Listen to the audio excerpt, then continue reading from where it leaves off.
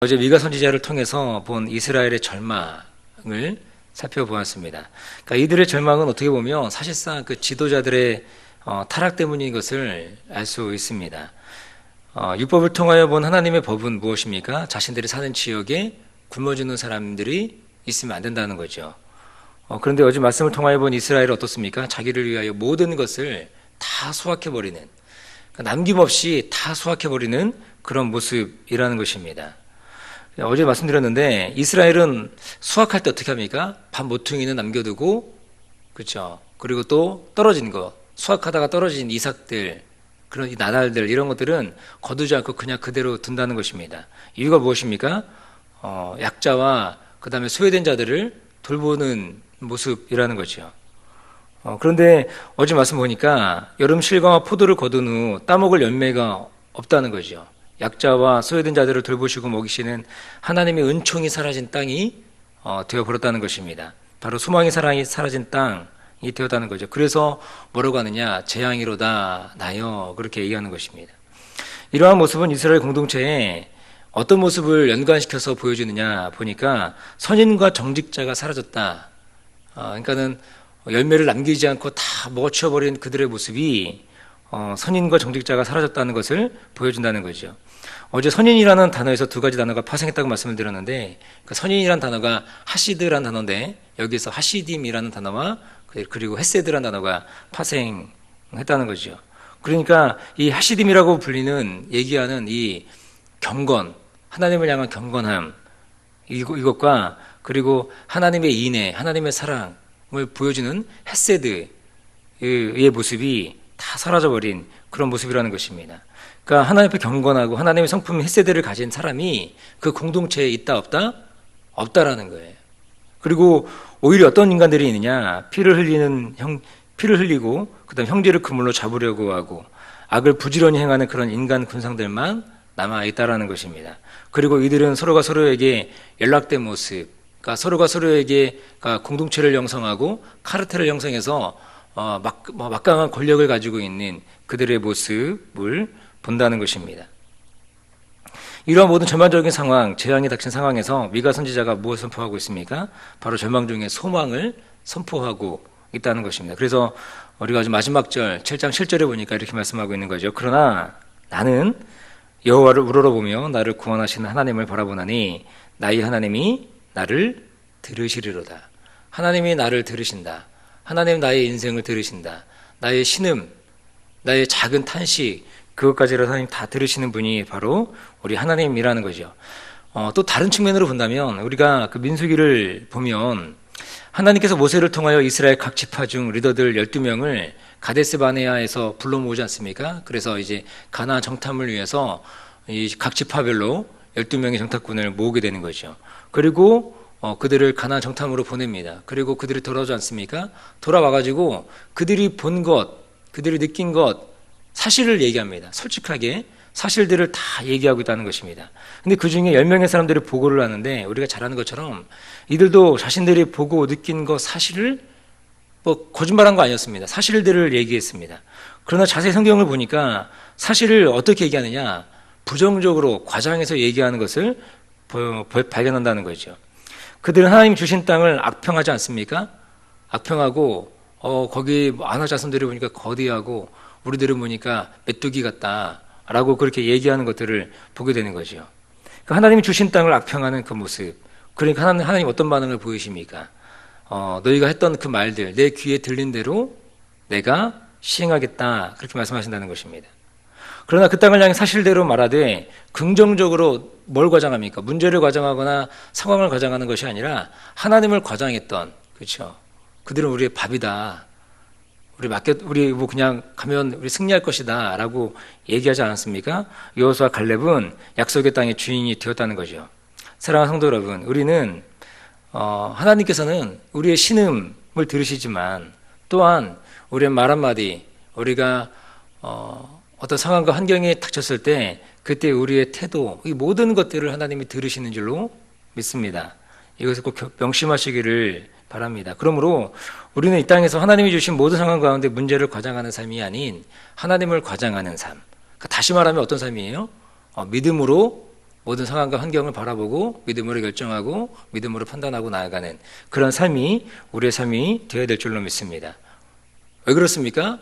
하나님 우리의 삶을 들으시기 때문에, 내 말을 들으시기 때문에, 내가 하는 모든 상황과 환경 가운데 내가 판단하고 내리는 모든 결정들을 하나님이 어떻게 하신다고요? 들으시기 때문에.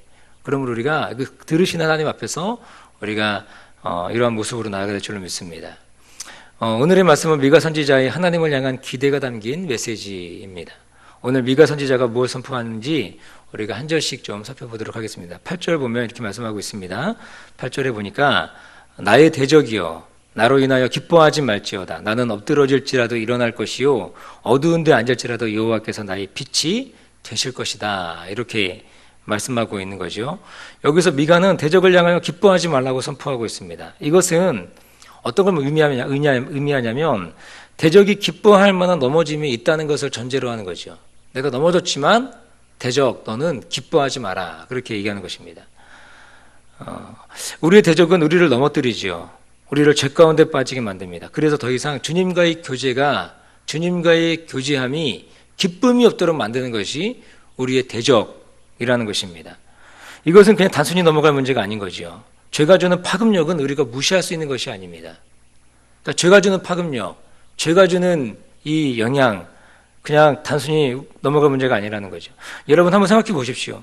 우리가 죄 가운데 있을 때 우리의 심령에 기쁨이 있습니까? 여러분들이 죄 가운데 있는데, 여러분들 하나님께 범죄했는데 여러분들의 기쁨이 있습니까? 그런 사람들은 좀 이상한 사람들이죠. 그럴 수 없다는 것입니다. 죄가 주는 기쁨이 있다고 말하는 사람들이 가끔 있습니다. 그러나 그것은 진정한 기쁨이 아닙니다. 죄가 주는 달콤한 잠시 잠깐의 쾌락일 뿐이라는 것입니다.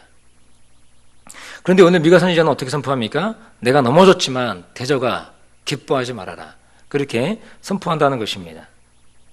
이유가 무엇입니까? 이유가 무엇이냐면 다시 일어날 것이기 때문이라고 성경 말씀하고 있습니다. 여기서 일어날 것이다 라는 것은 미래 완료형입니다. 그러니까 이것은 다시 말하면 죄를 돌이키고 하나님을 바라본다면 넘어졌으나 이미 일어선 것이라는 선포라는 것입니다. 내가 넘어질 수 있지만, 내가 넘어졌지만, 그러나 내가 다시 주님을 바라본다면 일어설 것이다. 그렇게 말씀하고 있다는 거죠. 우리 또한 살아가면서 수많은 넘어짐이 있지 않습니까? 사단 마귀가 그것을 보고 기뻐할 것입니다.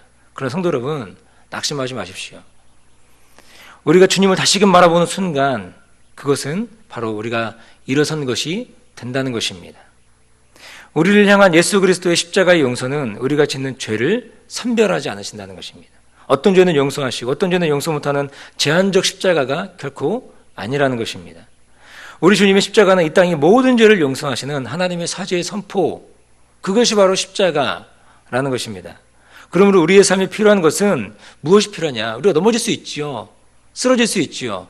그러나 우리가 다시 어떻게 하는 거예요? 주님을 바라보는 것. 그러면 우리가 일어섬이 된다는 것입니다. 이것을 다시 다른 말로 한다면 우리가 필요한 것이 무엇이냐? 우리가 넘어지고 쓰러졌을 때, 우리가 죄 가운데 넘어졌을 때 그때 필요한 것은 바로 회개라는 것입니다. 회개. 다른 말로 하면 더 구체적으로 말한다면 회개의 삶, 이것이 우리 가운데 필요하다는 것입니다. 그러므로 날마다 하나님 앞에 나아가는, 우리가 넘어졌을지라도 쓰러졌을지라도 여전히 우리를 사랑하시고 우리를 용납하신 하나님의 사랑 앞에 우리가 나아가는 그러한 저 여러분 되시기를 주님의 이름으로 축원드립니다. 또 9절을 좀 보겠습니다. 9절 한번 같이 한번 읽어볼까요? 9절을 한번 봅니다. 자, 시작. 내가 여호와께 범죄하였으니 주께서 나를 위하여 심판하사 신원하시기까지는 그의 노를 당하려니와 주께서 나를 인도하사 광명에 이르게 하시리니 내가 그의 의를 보리로다. 미가 선지자는 이스라엘을 대표하여 여호와 하나님 앞에 범죄하였다고 고백하고 있습니다. 그러면서 하는 말이 참 인상적이지 않습니까? 뭐라고 합니까? 하나님께서 심판하시는데 누구를 위해서 심판하신다라는 거예요? 하나님의 심판 그 자체가 누구를 위한 것입니까? 나를 위한 것이다. 이렇게 얘기하고 있다는 거죠. 하나님의 심판의 수혜자가 자신들이라고 너무나 당연하게 말하고 있다는 것입니다. 사랑하는 성도 여러분, 우리의 삶에 범죄하는 것들이 있을 때 하나님은 죄인된 우리를 용서하시죠. 용서하십니다. 분명합니다. 그러나 우리가 간과하지 말아야 될 것이 있는데 하나는 뭐냐면 하나님은 죄인된 우리를 용서하시지만 우리가 지은 죄에 대한 대가는 반드시 치르게 하신다라는 것입니다. 죄에 대한 대가, 즉 하나님의 심판이 있다라는 것입니다. 죄인된 우리는 용서하시지만 그러나 우리가 죄에 대한 그 대가는 분명히 있다라는 것입니다. 이것을 우리가 명심해야 된다는 것입니다. 그 심판은 우리를 영원히 정죄하는 형벌이 아니라 우리를 다스리고 하나님의 자녀를 일으켜 세우시는 하나님의 사랑의 또 다른 이름, 이것이 바로 무엇입니까? 심판이라는 것입니다. 하나님 우리를 사랑하시기 때문에 죄에 대한 징계가 있다는 것. 이것은 영원한 형벌이 아니고 징계라는 것입니다. 그래서 오늘 미가 선지자는 뭐라고 얘기하느냐? 나를 위해서 심판하신다 말씀하시고 또 뭐라고 말씀하십니까? 신원하시기까지, 우리의 신분 회복시키기까지 그의 노를 당할 것이다. 그 노를 당할 것이다. 그러니까 하나님의 심판이 분명히 있다. 이것을 얘기해주고 있다라는 거죠. 우리가 잘 아는 것처럼 성경에 유명한 왕이 있지 않습니까? 다윗 왕이 있습니다. 다윗은 하나님의 마음이 합한 자라고 여겨질 정도로 멋진 믿음의 사람이었습니다. 그러던 중에 그가 하나님 앞에 어떤 범죄를 저지릅니까? 우리가 잘 아는 것처럼 우리아의 아내 밧세바를 범하는 중한 죄를 범하게 되는 거죠. 이 죄에 보면은 명확하게는 10계명 중에 2개의 계명을 어기는 그런 모습입니다. 그러니까 직접적으로는 2가지이지만 이 2가지 계명을 어길 때 저촉되는 다른 또 계명들이 있다는 것을 우리가 알 수 있다는 것입니다. 그러므로 어떻게 보면 10계명은 하나의 10가지의 개별적 계명이 아니고 이것이 다 연결되어 있는 계명이라고도 볼 수 있다는 것이죠. 이런 범죄에 빠진 다윗을 하나님은 용서하십니까? 용서하십니까? 예, 용서하십니다. 그러나 그 죄에 대한 대가는 분명하게 치른다는 것을 우리가 성경을 통해서 볼 수 있다는 것입니다. 범죄로 얻은 아들이 어떻게 됩니까? 이 다윗이 그렇게 금식하며 기도함에도 불구하고 범죄로 얻은 아들이 죽는다라는 거죠. 그리고 나단 선지자 예언처럼 어떻게 합니까? 나단 선지자가 나중에 오죠. 그리고 다윗에게 예언을 합니다. 뭐라고 합니까? 다윗의 가정에 칼이 끊이지 않는 비극이 계속될 것이다 얘기하지 않습니까? 그런데 그것이 그대로 다 이루어졌다는 거죠. 큰아들이 자신의 이복누인 여동생을 강간하지 않습니까? 그리고 또 그 사실을 본 이 압살롬이 자신의 누이가 당한 그 상처, 아픔을 보고 자기 큰형님 칼로 죽이는 모습이 있다라는 겁니다. 그리고 결국에는 사랑하는 그 아들 압살롬이 자신을 향해서 반역하고 칼을 들이대고 백주대낮에 자기 아버지의 여인들을 옥상에 텐트를 치고 다 범하는 그런 일들이 있다라는 것입니다. 하나님께서는 다윗을 용서하셨지만 죄에 대한 대가는 물으셨다는 사실입니다. 이러므로 우리가 하나님 앞에 범하는 죄를 심상히 여기는, 아무것도 아닌 것으로 여길 수가 우리가 없다는 거죠. 그렇게 할 수가 없다는 것입니다. 그러므로 우리가 성도가 살아가면서 짓는 죄를 아파하는 모습이 있어야 될 줄로 믿습니다. 죄에 대한 아파함이 있어야 될 것이고 죄를 심상히 여기는 이 어리석은 모습이 우리 가운데 없어야 된다는 것입니다. 이러한 모든 과정을 거치고 나서 오늘 미가 선지자가 고백하는 것이 무엇입니까? 9절 하반절에 이렇게 말씀하십니다. 주께서 나를 인도하사 광명에 이르게 하시리니 내가 그의 의를 보리로다. 그러니까 이 모든 과정들을 거치고 나서 얘기하는 것이 무엇입니까? 하나님께서 자신의 그리고 이스라엘 광명으로 인도하신다는 것입니다. 그리고 결국에 하나님이 그들을 인도하시고 데리고 가고자 하는 그 종착지가 어디입니까? 바로 하나님의 의, 이거라는 것이요. 저 여러분 또한 이 하나님의 의를 경험케 되기를 축복합니다. 또한 이 나라, 이 민족이 하나님의 의를 볼 수 있는 그런 이 나라의 민족, 또 한국 교회가 되기를 축복합니다. 또 10절입니다. 10절을 같이 한번 볼까요? 10절 말씀을 봅니다. 같이 읽겠습니다. 시작.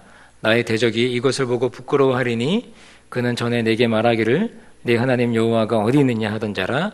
그가 거리에 진흙같이 밟히리니 그것을 내가 목도하리로다.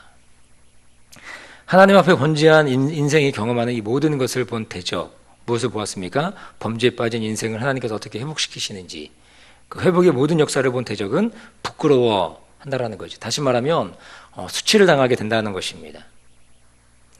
하나님의 백성을 고소하고 송사했던, 넘어지게 했던 대적, 결국에 수치를 당하게 된다는 것입니다. 그러므로 우리의 싸움은 예수 그리스도께서 이겨놓은 싸움을 우리가 싸우는 것입니다. 그 길을 우리가 걸어가는 줄로 믿습니다. 그러므로 우리가 반드시 이기고 승리케 된다는 사실을 우리가 명심하시고, 이 대적들이 성도들이 죄에 빠져 허우적거릴 때 하나님이 어디 있느냐 조롱하던 자들이었는데 그들이 결국에는 밟히고 그리고 결국에는 성도들이 이 땅 가운데서 승리케 된다는 사실을 우리가 본다는 것입니다.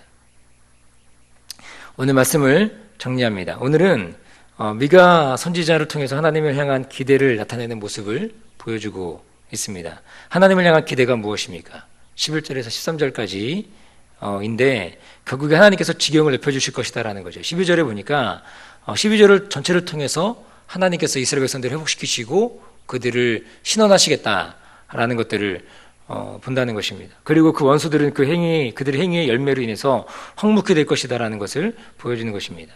이 모든 과정과 결과가 무엇을 말해주느냐, 어떤 것을 보여주느냐, 바로 하나님의 의가 무엇인가를 경험하게 될 것이라는 것을 보여준다는 거죠.